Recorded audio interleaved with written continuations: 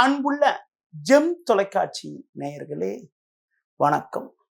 இன்று 8/6/2024 வைகாசி மாதம் 26ஆம் தேதி சனிக்கிழமை.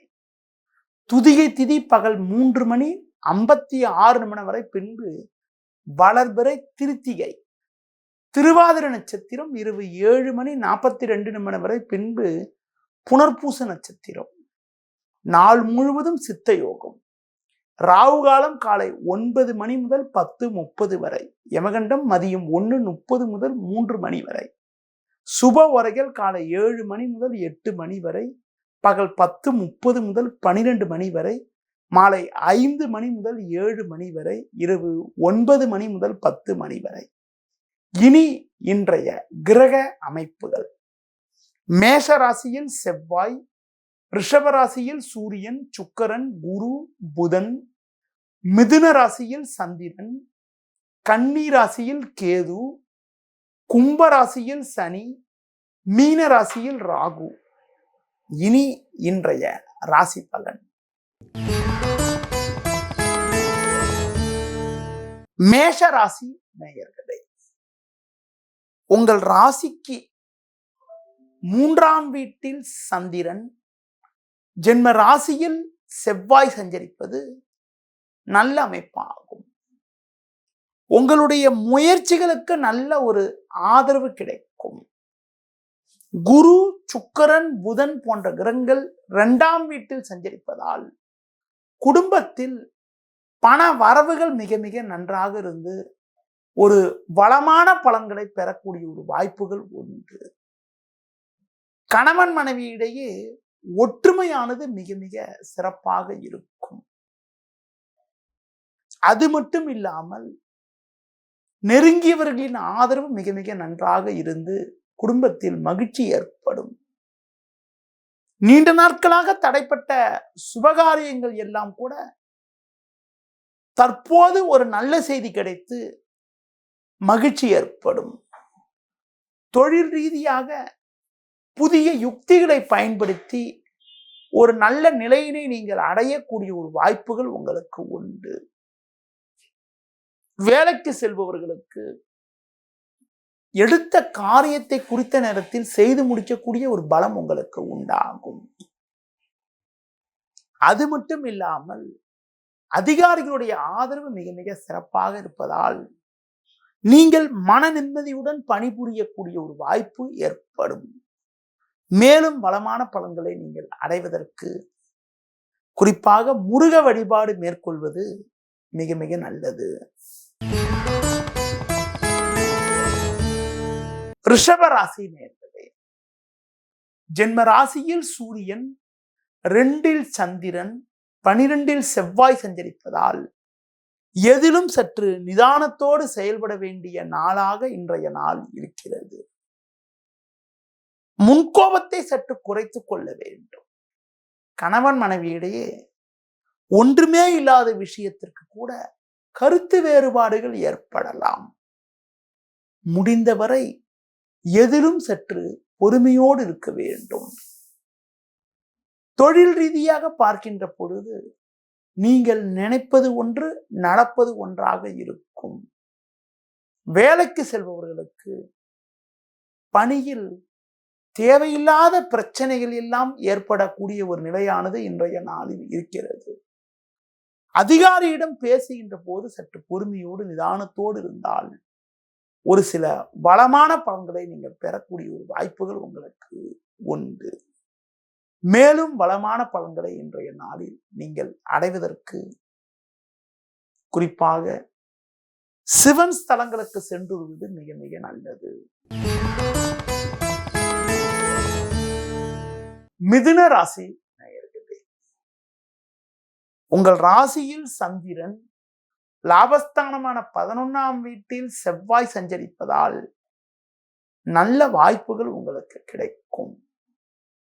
உங்கள் செயல்களுக்கு நல்ல ஒரு ஆதரவு கிடைக்கக்கூடிய ஒரு வாய்ப்புகள் இன்றைய நாளில் இருக்கிறது. தொழில் ரீதியாக பார்க்கின்ற பொழுது உங்களுக்கு கடந்த கால பிரச்சனைகள் எல்லாம் தற்போது குறைந்து ஒரு வளமான பலன்களை பெறுவீர்கள்.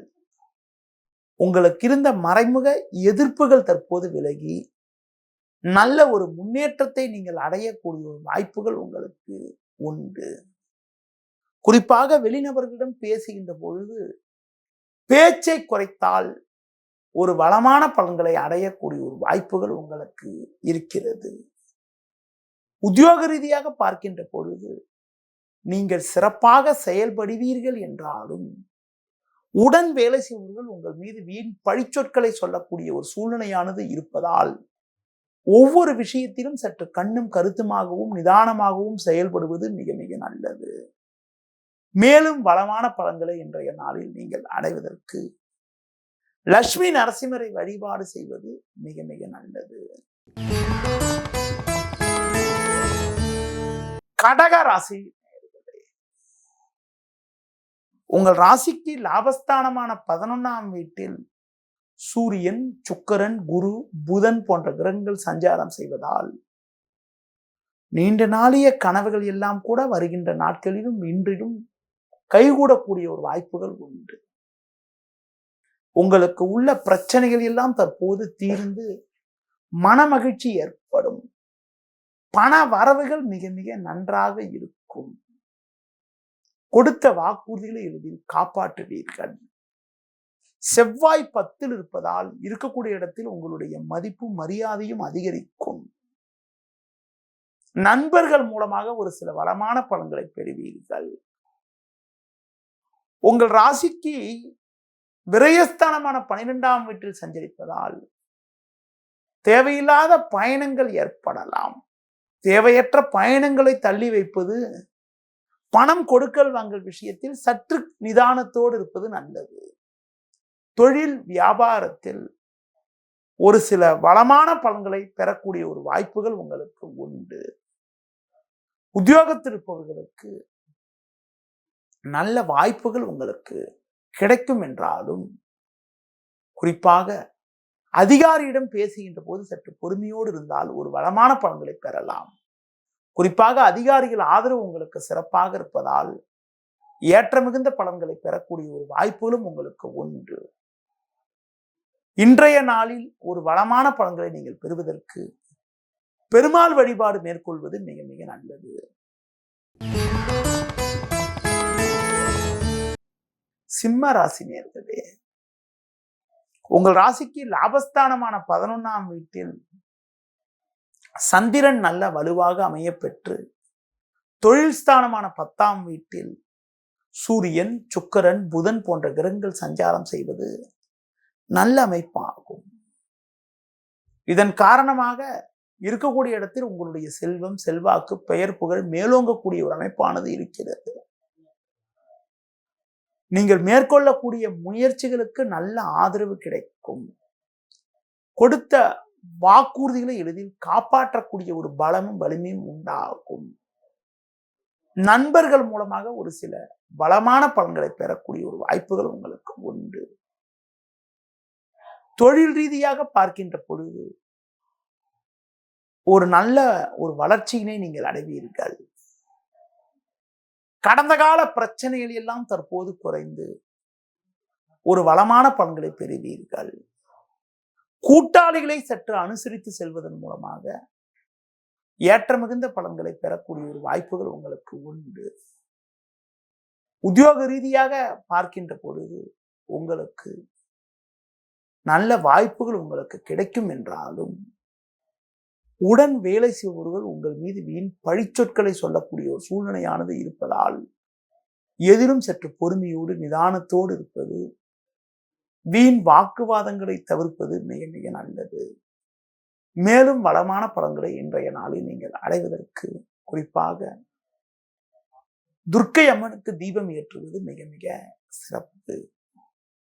இன்றைய நாளில் நீங்கள் ஒரு நல்ல பலனை அடைவதற்கு குறிப்பாக அம்மன் வழிபாடு, துர்க்கை வழிபாடு மேற்கொள்வது மிக மிக சிறப்பு.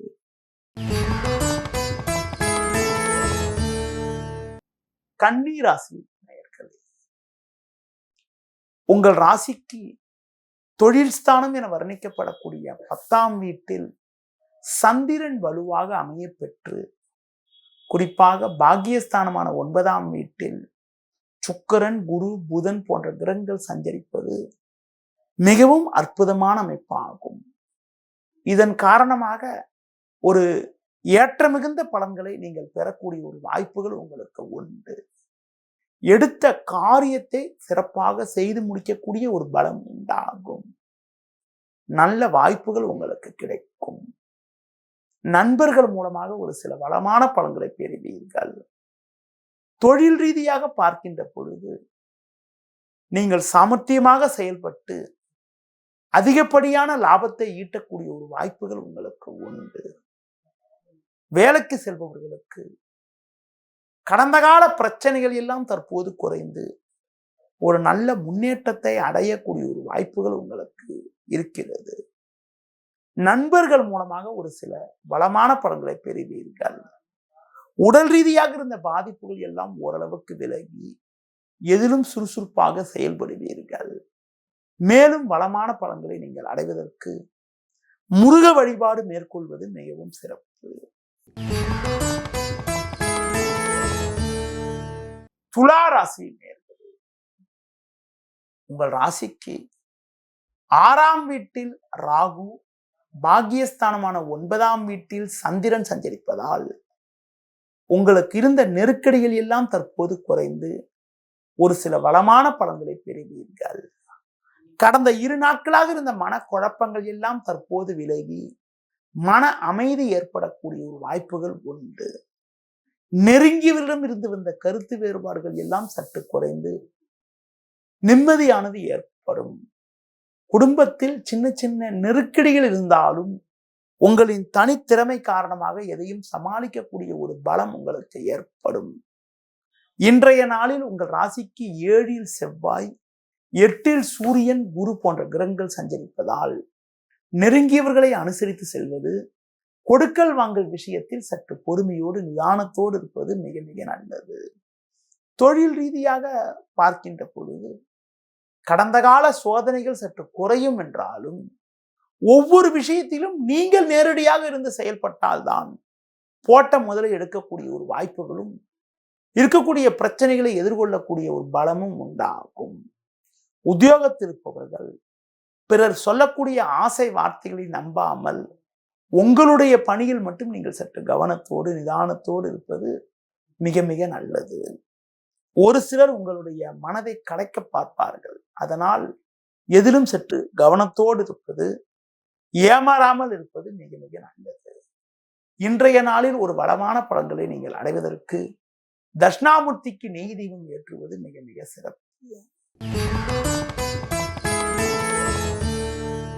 விருச்சிக ராசி, உங்கள் ராசிக்கு சமசத்தமஸ்தானமான 7ஆம் வீட்டில் குரு, சுக்கிரன், புதன் போன்ற கிரகங்கள் சஞ்சரிப்பதும், ருணரோகஸ்தானமான 6ஆம் வீட்டில் செவ்வாய் சஞ்சரிப்பதும் நல்ல அமைப்பாகும்.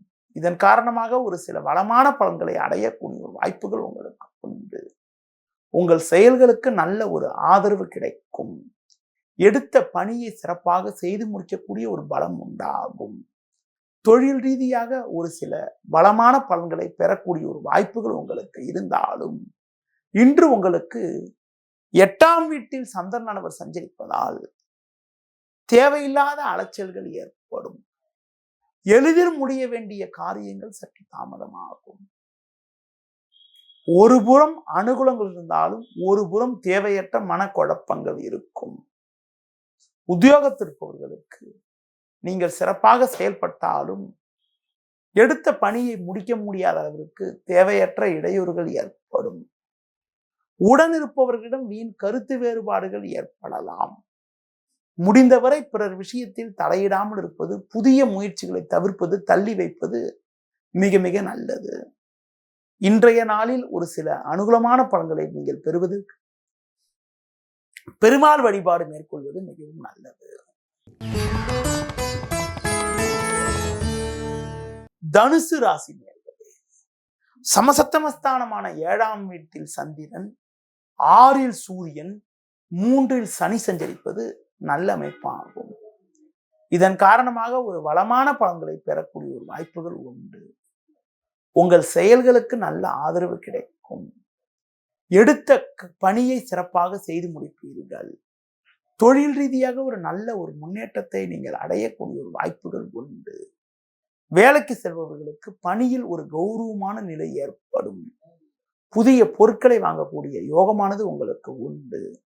தொழில் ரீதியாக பார்க்கின்ற பொழுது ஒரு சில நல்ல வளர்ச்சியினை நீங்கள் பெறக்கூடிய ஒரு வாய்ப்புகள் உங்களுக்கு இருக்கிறது. உத்தியோகத்திருப்பவர்களுக்கு நல்ல மாற்றங்கள் ஏற்படும்.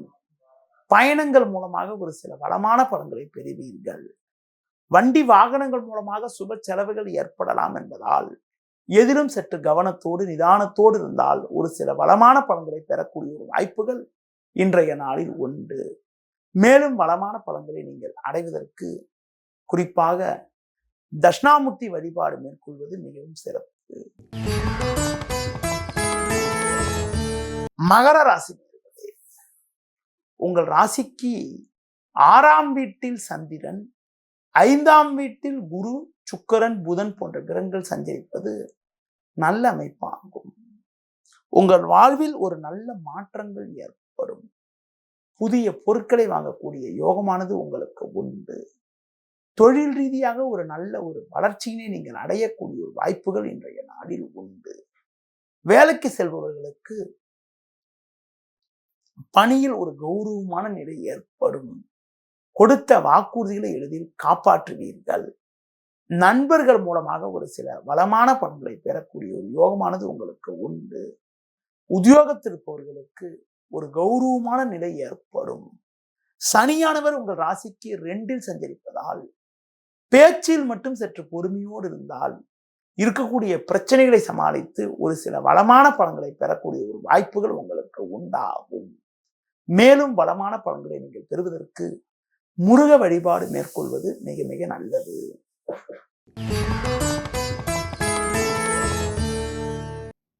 கும்ப ராசி நேயர்களே, உங்கள் ராசிக்கு 3இல் செவ்வாய், 4இல் சுக்கிரன், புதன் சஞ்சரிப்பதால் எதிர்பாராத ஒரு சில பண வரவுகள் கிடைத்து உங்களுக்கு உள்ள நெருக்கடிகள் குறையக்கூடிய ஒரு வாய்ப்புகள் உண்டு. எந்த ஒரு காரியத்திலும் நிதானத்தோடு செயல்பட்டால் அடைய வேண்டிய இலக்கை அடையக்கூடிய ஒரு வாய்ப்புகள் உங்களுக்கு உண்டு. தொழில் ரீதியாக பார்க்கின்ற பொழுது ஒரு நல்ல வளர்ச்சியினை நீங்கள் அடையக்கூடிய ஒரு வாய்ப்புகள் உங்களுக்கு இருக்கிறது. உத்தியோகத்திற்கவர்களுக்கு சின்ன சின்ன நெருக்கடிகள் இருந்தாலும் நீங்கள் திறமையாக செயல்படுவீர்கள். உடன் வேலை செய்பவர்களிடம் சற்று பேசுகின்ற போது சற்று பொறுமையோடு நிதானத்தோடு இருப்பது மிக மிக நல்லது. உங்கள் ராசிக்கு 2இல் ராகு இருப்பதால் முன்கோபத்தை சற்று குறைத்துக் கொள்ள வேண்டும். உங்களுடைய கோபத்தால் வீண் பிரச்சனைகள் ஏற்படக்கூடிய ஒரு நேரம் என்பதால் மீன ராசி நேயர்களே, உங்கள் ராசிக்கு முயற்சி ஸ்தானமான 3ஆம் வீட்டில் சூரியன் சஞ்சரிப்பதும், அடுத்து குறிப்பாக 3இல் புதன், சுக்கிரன் சஞ்சரிப்பதாலும் எதிர்நீச்சல் போட வேண்டிய நேரமாகும். தேவையில்லாத அலைச்சல்கள் ஏற்படும். நீங்கள் தைரியமாக செயல்பட்டாலும் தேவையில்லாத இடையூறுகள் ஏற்பட்டு உங்கள் மன அமைதியானது குறையும். உங்கள் ராசிக்கு 2இல் செவ்வாய், 4இல் சந்திரன் சஞ்சரிப்பதால் பேச்சில் சற்று பொறுமையோடு இருக்க வேண்டும். தொழில் ரீதியாக பார்க்கின்ற பொழுது சின்ன சின்ன நெருக்கடிகள் ஏற்படக்கூடிய ஒரு நேரமாக தற்போதைய நேரம் இருக்கும். அதனால் எதிலும் சற்று பொறுமையோடு இருப்பது நல்லது. உத்தியோகத்திருப்பவர்களுக்கு அதிகாரிகள் ஆதரவு சிறப்பாக இருந்தாலும் உடன் வேலை செய்பவர்கள் உங்களுக்கு தேவையற்ற நெருக்கடிகளை உண்டாக்குவார்கள். அதனால் எதிலும் சற்று கவனத்தோடும் நிதானத்தோடும் இருப்பது மிக மிக நல்லது. இன்றைய நாளில் ஒரு வளமான பலன்களை நீங்கள் பெறுவதற்கு முருக வழிபாடு மேற்கொள்வது மிக மிக நல்லது. நேயர்களே, இதுவரை இன்றைய ராசி பலனை கூறினேன். இனி ஜோதிட தகவல். ஜோதிட தகவல்ல நிறைய தகவல்களை உங்களிடம் கூறி வருகிறேன். இன்னைக்கு நம்மளுடைய உடல் அமைப்பை ஜோதிட ரீதியாக எப்படி நம்ம கையாளலாம், ஆரோக்கியத்துல எந்த விஷயத்துல நம்ம கவனமா இருக்கணும், அடுத்து குறிப்பாக ஒரு சில ஜோதிட ரீதியான மருத்துவ ஜோதிடத்தை பற்றி உங்களிடம் சில தகவல்கள் கூற உள்ளேன். பொதுவா பார்த்தோம்னா ராசி மண்டலத்தை 12 ராசிகளாக பிரித்துள்ளார்கள். அதாவது ஒருத்தர் பிறக்கின்ற பொழுது சூரியனுடைய கதிர், சூரியனுடைய ஒளி எந்த இடத்துல விழுதோ அதுதான் நம்ம லக்னம்னு சொல்லுவோம். அந்த லக்னத்திலிருந்து 12 பாவத்திற்கும் ஒவ்வொரு பாவத்திற்கும் ஒவ்வொரு அமைப்பை சொல்லியிருக்காங்க, உடல் அமைப்பை சொல்லியிருக்காங்க. அப்படி பார்க்கின்ற பொழுது உங்களுக்கு ஒவ்வொரு பாவத்திற்கும் ஒரு சில முக்கியத்துவம் இருக்கிறது.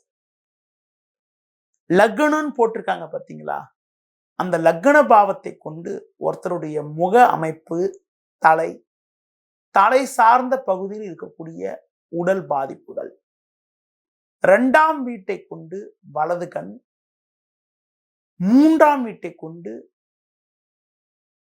கழுத்து, வலது காது, 2 கொண்டு பற்களை பார்க்கலாம்.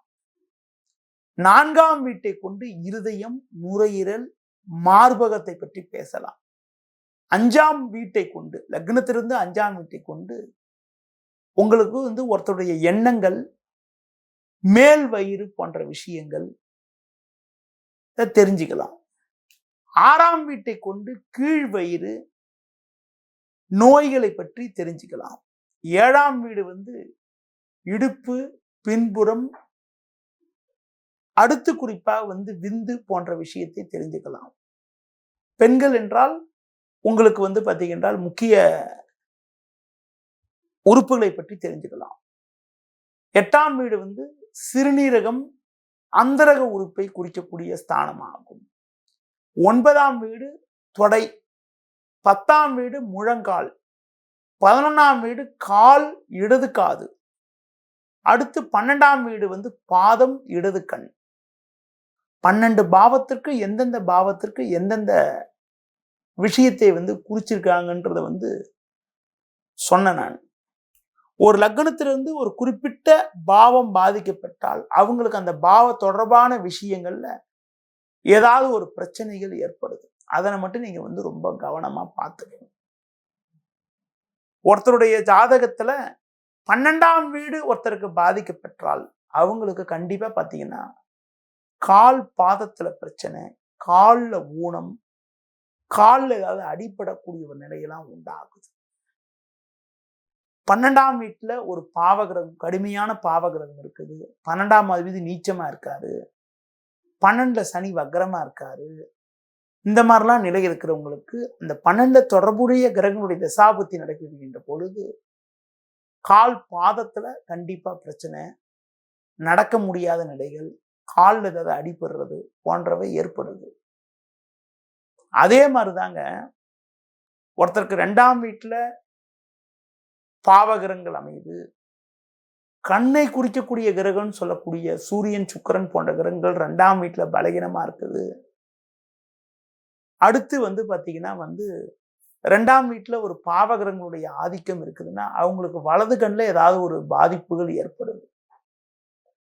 எந்த ஒரு ஜாதகத்துல 4ஆம் அதிபதி ரொம்ப கெட்டு போயிருக்காரோ அதே மாதிரி பார்த்தீங்கன்னா 4ஆம் வீட்டுல கடுமையான பாவகிரகங்கள் இருக்குதோ அவங்களுக்கு இருதய சம்பந்தப்பட்ட பிரச்சனைகள் ஏற்படுறதுக்கான வாய்ப்புகள் ரொம்ப அதிகங்க. உதாரணத்துக்காக சொல்றேன், நுரையீரல் சம்பந்தப்பட்ட பிரச்சனைகள், மார்பக சம்பந்தப்பட்ட பிரச்சனைகள்லாம் ஏற்படுறதுக்கான வாய்ப்புகள் ரொம்ப அதிகம். பெண்கள் ஜாதகம் என்றால் பெரும்பாலும் பாருங்க, பெண்கள் ஜாதகம் என்றால் உங்களுக்கு கடகராசியில நிறைய பாவகிரகம் இருந்தால் அவங்களுக்கு பார்த்தீங்கன்னா மார்பகத்துல ஏதாவது பிரச்சனை, மார்பகத்துல ஏதாவது புற்றுநோய் மாதிரி வர்றது போன்ற பாதிப்புகளாம் கூட நிறைய பேருக்கு ஏற்பட்டு. அதாவதுங்க லக்னத்துக்கு 12 வீடுகளை பார்ப்பது போல காலபுருஷப்படி 12 ராசியும் பார்க்கணும். காலபுருஷப்படி 12 ராசின்னா எந்த லக்னத்துல ஒருத்தர் பிறந்திருந்தாலும் மேஷ ராசியை முதல் பாதமா எடுத்து முதல் வீடா எடுத்துக்கிட்டு பார்க்கணும். அதனாலதான் நான் கடகராசியில பாவகிரகம் இருந்தால் அவங்களுக்கு அந்த பாதிப்பு ஏற்படுன்ற ஒரு கருத்தை நான் உங்களுக்கு சொன்னேன். கடகராசியில பாவகிரகங்கள் அதிகமா இருக்கிறது, கடகராசியில செவ்வாய் பலகீனமா இருக்கிறது, செவ்வாய் நீச்சமாவாரு, கூடவே வேற ஏதாவது ஒரு பாவகிரகம் சனி, ராகு போன்ற பாவகிரகம் இருந்தால் கண்டிப்பா அவங்களுக்கு ரத்த சம்பந்தப்பட்ட பாதிப்புகள், மார்பக புற்றுநோய், மார்பகத்தில் ஏதாவது பிரச்சனைகள்லாம் கூட ஏற்படக்கூடிய ஒரு அனுகூலமற்ற நிலை உண்டாகிடும். ஆண்கள் என்றால் நாளில் பாவகிரகங்கள், சூரியன் போன்ற பாவகிரகங்கள் அமைய பெற்று வேற ஏதாவது ஒரு பாவகிரகங்கள், ராகு அல்லது கேது போன்ற பாவகிரகங்கள் அமைய பெற்றால் இருதய சம்பந்தப்பட்ட பாதிப்புகள் ஏற்படும். அது போல 5ஆம் வீடுன்னு சொல்லக்கூடிய சிம்ம ராசியிலேயோ லக்னத்துக்கு 5ஆம் வீட்டிலேயோ ஒருத்தருக்கு பாவகிரகங்கள் அமையப்பட்டால் வயிறு சம்பந்தப்பட்ட பாதிப்புகள் ஏற்படுறது, குடல் இறக்கம், வயிற்றில் ஏதாவது ஒரு ஆபரேஷன் பண்ணக்கூடிய ஒரு அனுகூலமற்ற நிலையெல்லாம் உண்டாகுது. ஜோதிடத்தை பற்றி பேச வேண்டும் என்றால் பேசிக்கொண்டே இருக்க வேண்டிதான். நிறைய தகவல் இருக்கிறது. இன்று உங்களுக்கு ஒருத்தருக்கு பார்த்தீங்கன்னா 12 பாவங்களும் ஒருத்தருடைய உடல் அமைப்பு பற்றியும் ஒரு சில கருத்துக்கள் என்று சொன்னேன். நாளை உங்களை சந்திக்கின்ற போது புதிய தகவல் சந்திக்கிறேன். நன்றி, வணக்கம்.